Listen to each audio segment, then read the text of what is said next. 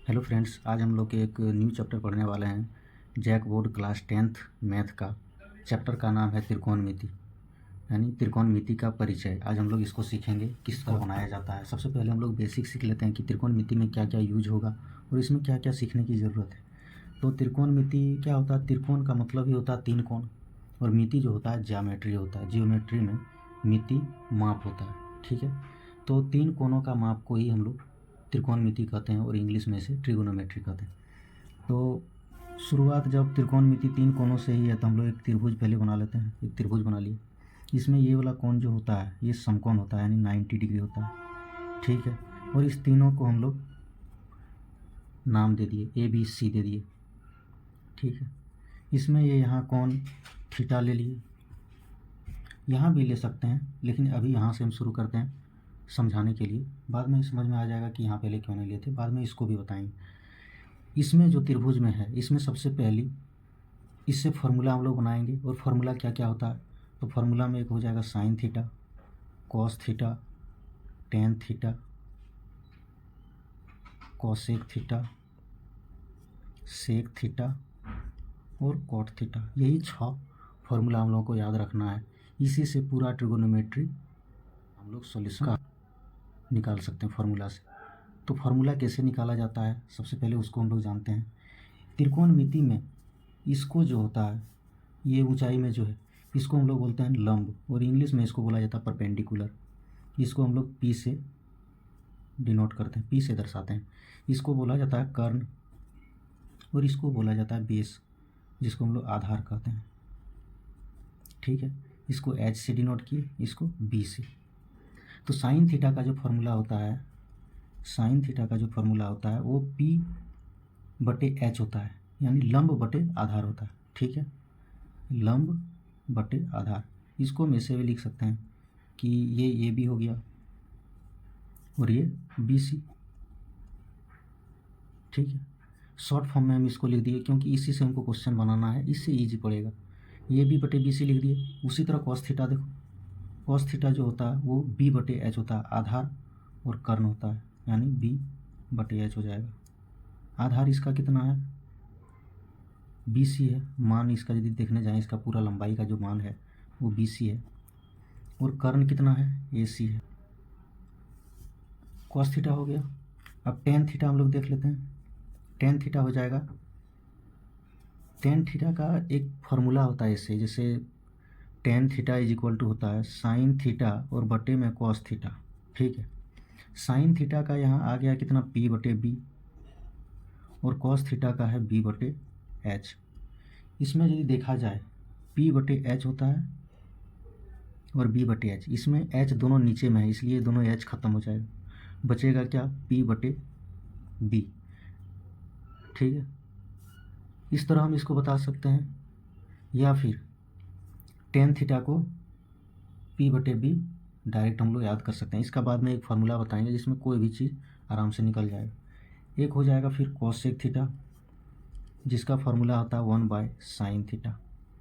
1/sin theta जो होता है, इसमें साइन थीटा का हम लोग वैल्यू को सिर्फ उल्टा कर देंगे, आ जाएगा आसानी से हम लोगों का कॉसेक थीटा, ठीक है। तो साइन थीटा पी बटे बी लिख दिए, पी बटे एच होगा, यहाँ पी बटे एच होगा। तो इसको हम जब उल्टा कर देंगे तो एच बटे पी हो जाएगा, ठीक है। ये पी बटे एच है, बी बटे एच है, और ये पी बटे बी है। एक रह गया और सेक थीटा, एक और है। सेक थीटा का क्या होगा? 1/cos थीटा होगा। कॉस थीटा का उल्टा कर दो, बी बटे एच था तो इसका एच बटे बी हो जाएगा। लास्ट में बचा है कॉट थीटा। टोटल 6 होता है।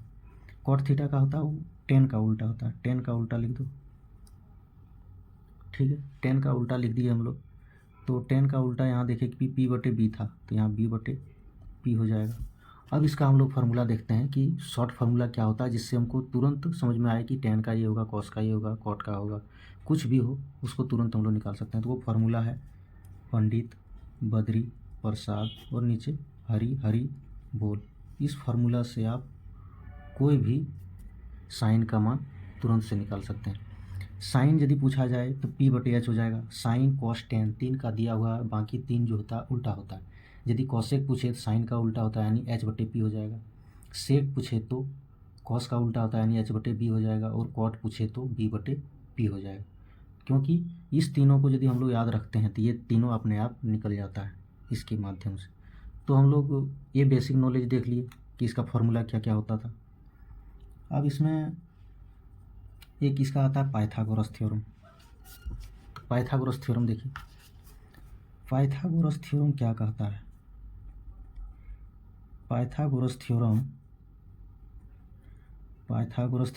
को प्रमेय लिखिए। पाइथागोरस प्रमेय कहता है कि ये यहाँ त्रिभुज का ये लंब और आधार दोनों का योग के बराबर कर्ण होगा। यानी इसको हम कैसे लिख सकते हैं, तो लंब में क्या है, ए और बी है, यानी a + AB + BC = होगा AC के बराबर, AC के स्क्वायर के बराबर। तो यहाँ AB का स्क्वायर प्लस में BC का स्क्वायर बराबर क्या हो जाएगा, AC के स्क्वायर के बराबर। ठीक है, अब यहाँ AB की जगह हम लिखे हैं P, और BC की जगह लिखे हैं B, और AC की जगह लिखे हैं H। तो यहाँ हम लोग शॉर्ट फॉर्म में इसको ऐसे लिख सकते हैं कि ये P का स्क्वायर होगा, ये B का स्क्वायर होगा, और ये H का स्क्वायर होगा। इसमें यदि हमको इसमें इस त्रिभुज को जो हम बता रहे हैं अभी, इसमें कोई दो मान दिया रहेगा, तीसरा का मान पूछेगा, या ये दोनों दिया रहेगा, इसका मान पूछेगा, कुछ भी पूछ सकता है। तो इसको हम लोग कैसे टैकल करेंगे, कैसे उसको निकालेंगे कि मान लीजिए यदि मेरे पास यहाँ हमको P क्या होता है, परपेंडिकुलर होता है जो लंब होता है। यदि मान लीजिए लंब हमको निकालने दे दिया कि लंब निकालना है, P का वैल्यू नहीं दिया है, तो हम लोग क्या करेंगे, जिसको निकालना है उसको बायां साइड रखेंगे। ये P जो है बायां साइड में रह गया, एक ही ठो रखना है क्योंकि इसका मान निकालना है, तो जो बचेगा सब उधर कर देंगे। तो यहाँ क्या हो जाएगा, h², और माइनस में ये प्लस में था तो उधर चल जाएगा तो माइनस में हो जाएगा, यानी b² हो जाएगा। यानी परपेंडिकुलर यदि हमको निकालना है, ठीक है, तो उसमें हम हाइपोटेनियस में से बेस को घटा देंगे तो परपेंडिकुलर निकल जाएगा। मेन फार्मूला इसका यही है, मेन फार्मूला यही है। इसी से हम आगे पीछे इसको कर सकते हैं, जो भी निकालना रहेगा ये फार्मूला मेन यही है। इसको यदि हम लोग याद रखेंगे तो इसको आराम से निकाल सकते हैं। ये p² निकल गया। मान लीजिए कल के दिन हमको b² निकालना पड़े, तो b² हम लोग किससे निकालेंगे, तो b² में b² बायां साइड रख लिए, और h² माइनस इस इधर वाला उधर कर देते हैं, यानी माइनस में हो जाएगा p²।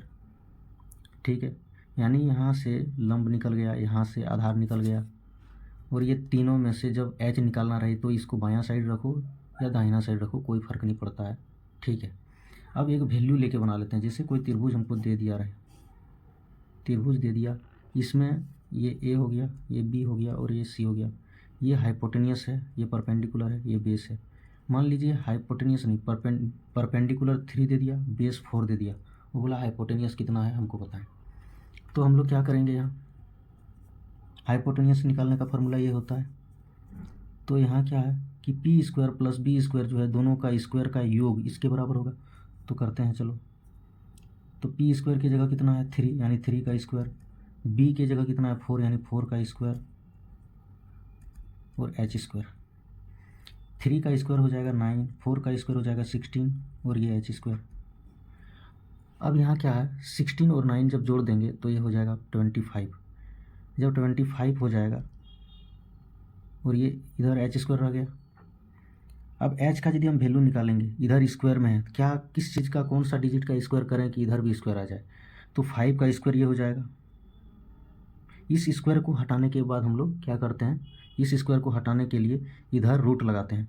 रूट का मतलब भी है, इसमें हम बता देते हैं, थोड़ा सा नहीं होगा तो इधर जब रूट लगा देंगे, बताते हैं, इधर जैसे रूट लगा दिए, कितना था, तो √5 हो गया, और ये h² हो गया, ये h हो जाएगा। इधर रूट लगा दिए तो ये रूट के अंदर जो है 5 × 5 में टूट जाएगा, और ये h हो जाएगा। तो रूट के अंदर 2 यदि रहता है तो उसमें से एक को बाहर निकाल लिया जाता है, तो यही 5 = h होगा। यानी h जो निकल गया मेरा, वो कितना निकल गया, 5 निकल गया। अब रूट क्यों लगाते हैं उसको देख लो थोड़ा सा। यहाँ जब h² था और यहाँ जब 25 था, यहाँ देखो 25 यदि ले लेते हैं तो ये निकल जाता है, इसका स्क्वायर होता है। यहाँ मान लो 30 ले लिए, इसमें जब रूट लगाते हैं तो इसको स्क्वायर को हटाते हैं, क्यों हटाते हैं, तो चलो इसमें भी स्क्वायर लगा दो। ये h² को इसमें भी रूट लगा दिए, और ये 30 जो है इसमें भी रूट लगा दिए। जब इसमें रूट लगा दिए तो इस रूट का मतलब जो होता है, ये रूट का मतलब 1/2 होता है, ठीक है। क्योंकि कहीं इस तरह लिखे देखते होंगे आप लोग, 3 जब क्यूब रहता है तब लिखा जाता है, स्क्वायर रहता है तो नहीं लिखा जाता है। तो यहाँ जब हम h स्क्वायर करेंगे तो इस रूट के बदले 1/2 हो जाएगा, यानी 1/2 कर दिए। इस 2 से इस 2 को ख़त्म कर देता है और ये बाद में क्या बच गया, √30। इसीलिए इसको हम लोग जब स्क्वायर रहता है इस स्क्वायर को हटा देते हैं और इधर रूट लगाते हैं, ठीक है। समझ में आ गया होगा किस तरह रूट हटाया जाता है। तो ये आपका था कुछ बेसिक नॉलेज ट्रिगोनोमेट्री का, ठीक है, जिसमें हम पाइथागोरस प्रमेय भी बता दिए और इसमें एक क्वेश्चन लेके समझा भी दिए कि किस तरह बनेगा क्वेश्चन। तो हम लोग अभी के लिए इतना ही रखते हैं, उसके बाद फिर एक्सरसाइज पढ़ेंगे। थोड़ा सा आप लोग एक बार देख लीजिएगा इसको किस तरह होगा, फार्मूला याद कर लीजिएगा, फिर एक्सरसाइज हम लोग बनाएंगे, ठीक है। Thank you.